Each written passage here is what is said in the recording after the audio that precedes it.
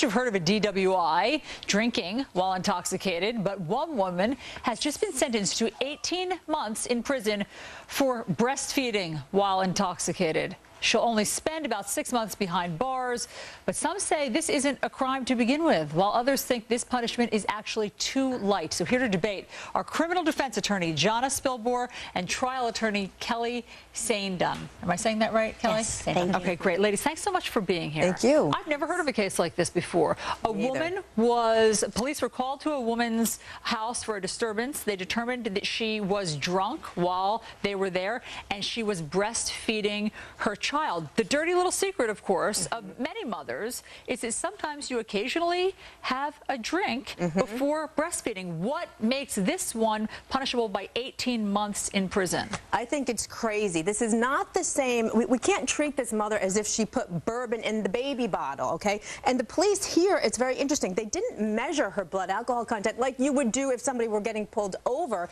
They just assumed based on her outward symptoms that she was drunk. Plus, was this a one-time thing, or was this something that was going on over the course of many, many months? We don't know. So this, I don't think, is a crime, and they shouldn't be treating it as a crime. Jonna, 18 months in jail, too much, a crime, or just right?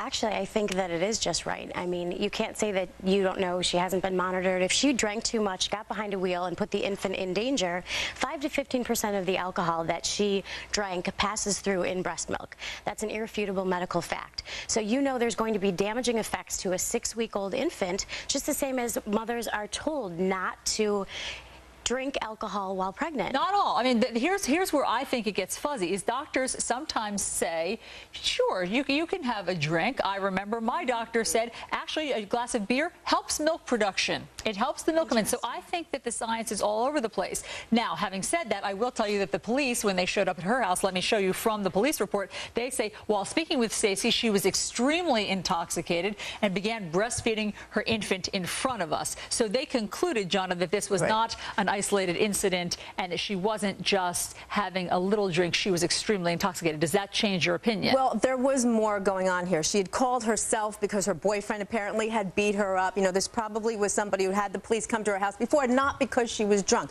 So when they took all of the circumstances as a whole, okay, it was probably good to separate her from her kid. However, I have to disagree. We don't know the effects of metabolized alcohol on a baby. It's not like she was expressing gin and tonics from her bosom, okay? So I don't mean to get graphic, but what goes in doesn't come out the same way it comes in, and we have no basis to measure that. We don't need lactation police in this country. We don't. Jonna, are you comfortable with the fact that she'll be separated from her child, her 6-week-old at the time, for 18 months? Is there not anything they could have done, a warning, or had some sort of child protective services come in and counsel them, rather than hauling her off to jail for what will end up being 6 months away from her infant?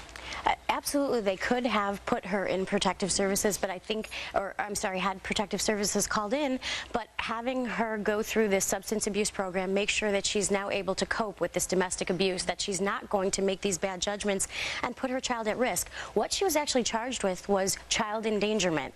So it's just poor judgment affecting the infant who can't speak out for his or herself. Last question, Kelly. Do you think that this has wide-reaching implications? Or should mothers around the country be paying attention to this case? Absolutely, because they have to know that someone is going to be looking out for the infant, and it's not just a closed-door thing, that once you expose behind your closed doors, your internal life, what's going on, and the police come in, they have an obligation to protect the infant, and that it does have far-reaching effects so that other mothers know that you're being watched. It's not a dirty little secret, like you said. Right. So it's a slippery slope. Are we going to arrest mothers for taking their chubby children to McDonald's after this? It's a very slippery slope. All right, Jonna Spilbor and Kelly Saindon, thanks so much for coming in to debate it. This will continue. I'd love to hear what you have to say at the blog at foxandfriends.com.